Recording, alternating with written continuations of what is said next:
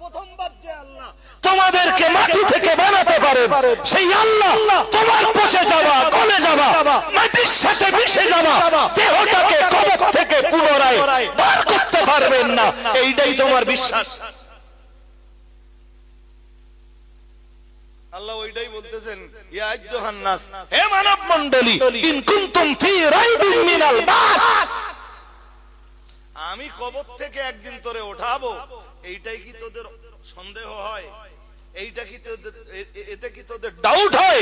যদি ডাউট হয় তোরা জেনে রাখিস, ফাইন্না খালাকনাকুম মিন তুরাব, প্রথমবার আমি আল্লাহ তোদের এই মাটি থেকেই তৈরি করেছিলাম। দেখতে দেখতে সময়ও খুব তাড়াতাড়ি গড়াচ্ছে।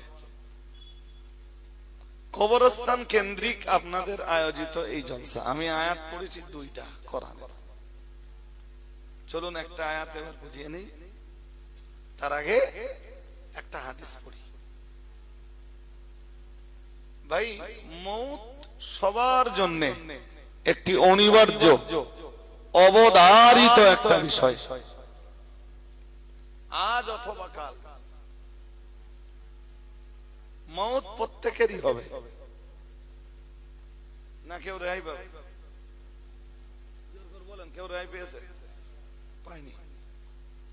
কোরআনে আল্লাহ ওই কথাটাই বলেন, ইন্নাল মাউতাল্লাযী তাফিররুনা মিনহু, মহান আল্লাহ জানিয়েছেন যে মাউত থেকে তোমরা পলায়ন করে থাকো, যে মৃত্যু থেকে তোমরা সব সময় দৌড়াতে থাকো। মৌতের কথা শুনলেই আশপাশে আমরা বলবেন, আশপাশে বাঘের মুখে কেউ যেতে চায়, সাপের মুখে কেউ যেতে চায়? কি হবে গেলে? গেলে মৌত হবে। এই যে করোনা 2019, 2020, 2021, 2022, করোনা করোনা করে পুরো পৃথিবীটা শেষ করে দিল। চরম পরিস্থিতির ভিতর দিয়েও ডাক্তারে বলেছে 100% করোনার রোগী।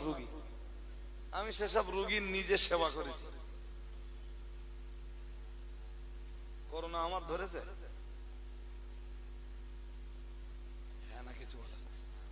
আমার জানা এমন ডাক্তার আছে, জানেন, মুসলিম ডাক্তার, সেই পিরিয়ডে করোনা রোগীর ট্রিটমেন্ট করে, হাতে কোনোদিন গ্লাভসও পরিনি, মুখে কোনোদিন মাস্কও দেয়নি।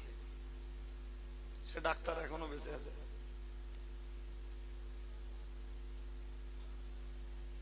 আরে বাবা, মৌত তো সবার হতে হবে।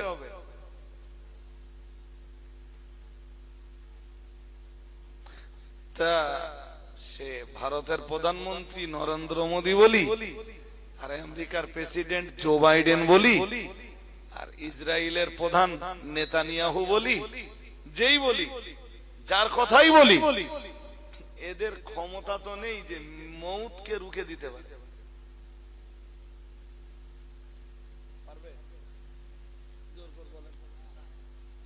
আরে বাবা, মৌত রুখে দেওয়া তো দূরের কথা, এদের সবাই, এদের নিজেদেরকেও তো মরতে হবে। এটাই তো বাস্তব। আল্লাহ পাকের কোরআন জানিয়েছে, কাইফা তাকফুরুনা বিল্লাহি ওয়া কুনতুম আমওয়াতা, মহান আল্লাহ জানিয়েছেন, ও বান্দা, কেমনে তোমরা আমি আল্লাহ পাক রব্বুল আলামিন আমার সঙ্গে কুফরি করতে পারো? ওয়া কুনতুম আমওয়াতা, মহান আল্লাহ জানিয়েছেন, তোমরা তো সবাই ছিলে মুর্দা, মুর্দা, মুর্দা, ফাআহইয়াকুম, আমি আল্লাহই তো তোমাদের জীবন দান করেছি। একটু মিলেমিশে বলেন না সুবহানাল্লাহ। তোমরা কি ছিলে? আমরা কি ছিলাম? জোর করে বলেন, এত স্লো কেন? না ঠান্ডা ঠান্ডা লাগবে। আমরা কি ছিলাম? মৃত। আবি আমরা, এখন আমরা, এর আগে কি ছিলাম? আল্লাহ পাকের কোরআন জানিয়েছে কাইফা তাকফুরুনা বিল্লাহি ওয়া কুনতুম আমওয়াতা।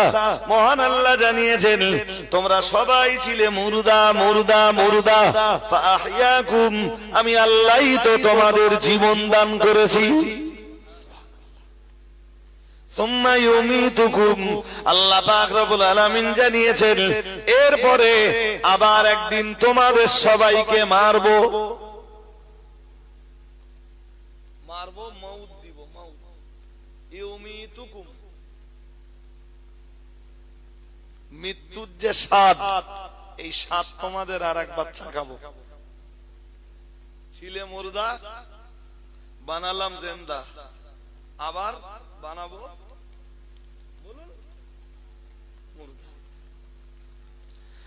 বান্দা। তুমি মনে রাখো সেকেন্ড টাইম যখন তোমাকে মুর্দা বানাবো, আল্লাহ পাকের কোরআন জানিয়েছে সুম্মা আমাতাহু ফাআকবারাহু, মহান আল্লাহ জানিয়েছেন তবে সেকেন্ড টাইম আল্লাহ যখন মউত দান করবেন, আল্লাহ পাক জানিয়ে দিয়েছেন ফাআকবারাহু, ওই মউত দানের পরে তিনি তোমাদেরকে কবরের ভিতরে ঢুকিয়ে দেবেন। তাই হয়, তাই হয়। এবং এ থিওরি সবার জন্য, সব ধর্মের মানুষের জন্য সেম। মাটিতে জায়গা সবাইকে নিতেই হবে, স্বাভাবিক পদ্ধতিতে অথবা অস্বাভাবিক পদ্ধতিতে। শ্মশানে নিয়ে লাশ পুড়িয়ে দিলেও এমন কিছু অংশ আছে, অঙ্গ আছে যেগুলো আগুন খেতে পারবে, ওই অঙ্গ, ওই অংশটাই যাবে মাটিতে, আর ওর থেকেই আল্লাহ আবার জিন্দা করবে। আমরা আমাদের যাদেরকে কবরে দেয় ভাই, মানুষের দেহে হাড় আছে কত টোটাল? টোটাল হাড় 206টা। আমি ভালো জানি না 206 হোক, 306 হোক, 406 হোক, তাও আছে তো। 206 নিচে আর হবে না। এরপরে আবার বিজ্ঞান গবেষণা টানা করে বার করতে পারে যে 206-এরও বেশি। বিজ্ঞানের গবেষণার তো শেষ নেই, এই জন্য বললাম 206 হোক বা বেশি হোক বা কম হোক। তো এই যে হাড় গুলো আছে, পুরাতন কবরস্থান খুললে একটা মানুষকে কবরে দিয়ে এলেন, 30 বছর পরে তার কবর খুললে এই 206টা হাড় আপনি সব পাবেন।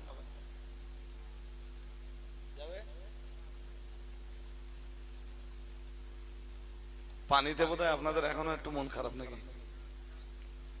তাহলে আমার সাথে একটু কথা বলেন আর কথা শুনেন। 206টা হাড় পুরো পাওয়া যাবে না, বাট প্রত্যেকের কবরে আবার সব হাড় খেয়ে ফেলবে মাটি, এ ক্ষমতাও আল্লাহ মাটিকে দেয়নি। সুবহানাল্লাহ বলবেন, আর একটু মন খুলে বলেন। সব হাড় খেয়ে ফেলবে, এ ক্ষমতাও আল্লাহ মাটিকে। নবীজি বলেন, এক হাদিসে এসেছে, চ্যাম্পিয়ন এক হাদিস, আল্লাহ পাকের নবী জানিয়েছেন, মুসলিম শরীফের হাদিসে রয়েছে, ইন্না ফিল ইনসানে আযমান, আল্লাহ পাকের রাসূল জানিয়েছেন নিশ্চয়ই মানুষের দেহে রয়েছে এমন একটা হাড়, আল্লাহ পাকের রাসূল জানিয়েছেন লা তাকুলুহুল আরদু আবাদা।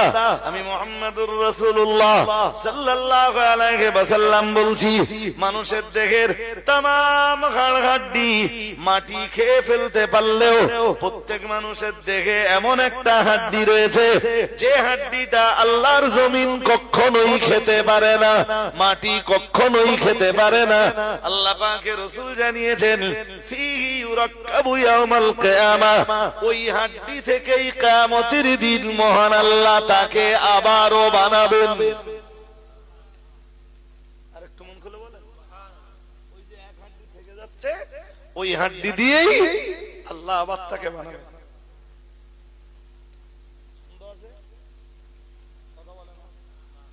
সাহাবারা জিজ্ঞেস করলেন হুজুর সেই হাড্ডিটা কি? রাসূল বললেন আজবুর রাম, রাসূল বললেন মেরুদণ্ডের হাড়। কি বললেন? বললেন সব শেষ হয়ে যাবে, ওই হাড়টা মাটি খেতে, মাটির ক্ষমতা দেয়নি আল্লাহ, ওই হাড্ডিটাকে খেয়ে ফেলতে পারে। তাহলে আল্লাহ আবার জিন্দা করবেন। তাহলে ছিলাম মুর্দা, বানালেন জিন্দা, দিবেন মৌত, ফের আবার জিন্দা করবেন, তুলবেন, তুলে দাঁড় করাবেন তার আদালতের সামনে, নিবেন তামাম জিন্দেগির হিসাব নিকাশ। কোরআন বলছে, আমি না, আল্লাহ পাকের কোরআনের সূরাতুল হজ্জের ৫ নম্বর আয়াতে মহান আল্লাহ জানিয়েছেন, ইয়া আইয়ুহান নাস, মহান আল্লাহ জানিয়েছেন, হে দুনিয়ার মানব মণ্ডলী, ইন কুনতুম ফি রাইবিন মিনাল বাসি, আল্লাহ পাক রব্বুল আলামিন জানিয়েছেন, তোমরা যদি পুনরুত্থানে অবিশ্বাস করো, তোমাদেরকে কবর থেকে আবার একবার জিন্দা করা হবে, আল্লাহর আদালতের সামনে দাঁড় করানো হবে। আল্লাহ পাক রব্বুল আলামিন জানিয়েছেন, এতে যদি তোমাদের কোনো অবিশ্বাস হয়, ফাইন্না খালাকনাকুম মিন তুরাবিন, মহান আল্লাহ জানিয়েছেন, পুনরুত্থানে তোমাদের যদি কোনো অবিশ্বাস হয়, পুনরুত্থানের ব্যাপারে যদি তোমাদের সন্দেহ হয়, কবর থেকে একদিন উঠতে হবে, আল্লাহর আদালতের সামনে দাঁড়াতে হবে, এতে যদি তোমাদের কারোর অবিশ্বাস হয়, ফাইন্না খালাকনাকুম মিন তুরাবিন, তবে জেনে রাখো আমি আল্লাহ তোমাদেরকে, নিশ্চয়ই আমি আল্লাহ তোমাদেরকে মাটি থেকেই সৃষ্টি করেছিলাম। আরো আওয়াজ দিয়ে বলেন, কি থেকে সৃষ্টি? আর এই দেহ যাচ্ছে কোথায়? তো প্রথমবার যে আল্লাহ তোমাদেরকে মাটি থেকে বানাতে পারে, সেই আল্লাহ তোমার পচে যাওয়া, গলে যাওয়া, মাটির সাথে মিশে যাওয়া দেহটাকে কবর থেকে পুনরায় বার করতে পারবেন না, এইটাই তোমার বিশ্বাস। আল্লাহ ওইটাই বলতেছেন, ইয়া আইয়ুহান নাস, হে মানব মণ্ডলী, ইন কুনতুম ফি রাইবিন মিনাল বা'থ, আমি কবর থেকে একদিন তোরে উঠাবো, এইটাই কি তোদের সন্দেহ হয়? এইটা কি তোদের, এতে কি তোদের ডাউট হয়? যদি ডাউট হয় তোরা জেনে রাখিস, ফাইন্না খালাকনাকুম মিন তুরাব, প্রথমবার আমি আল্লাহ তোদের এই মাটি থেকেই তৈরি করেছিলাম। সুবহানাল্লাহ বলবেন তো? আরেকটু মন খুলে বলেন, আদমকে তৈরি করেছেন কি দিয়ে? আদমের বাবা মা আছে? জোর করে বলেন, আছে? আদমের বাবা মা কি দিয়ে বানিয়েছে? মাটি দিয়ে। আমরা সেই আদমের সন্তান, জি, আমরাও মাটি, আমরাও কিসের? মাটি। দেয়ার ইজ নো ডাউট, কোনো সন্দেহ নেই। এবার যদি বলেন না হুজুর নাপাক পানির ফোঁটা দিয়ে মানুষ বানায়, ও কথা কোরআনের বহু জায়গায় রয়েছে যে আমি তোমাদের নাপাক এক ফোঁটা পানি দিয়ে তৈরি করেছি, বাট নাপাক ওই পানির ফোঁটাটা মানুষের দেখে তৈরি হয় রক্ত থেকে, রক্ত তৈরি হয় খাদ্য থেকে, খাদ্য তৈরি হয় গাছে, গাছ তৈরি হয় মানুষ কিসের তৈরি হয়? প্রথমবার যে আল্লাহ মাটি দিয়ে তোমাকে বানাতে পারেন, সেই আল্লাহ মাটি দিয়ে সেকেন্ড টাইম তোমাকে বানাতে পারবেন? হ্যাঁ না বলেন? হ্যাঁ, 6 মাস আকাশ থেকে পানি হয় না।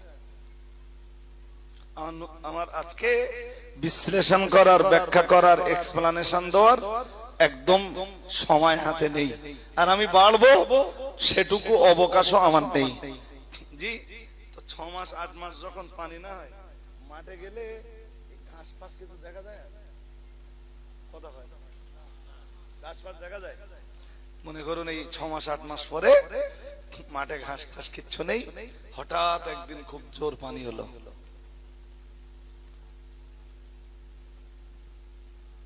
এবার আবার ঘাস জন্মাবে তো? কোথায় ছিল ওরা?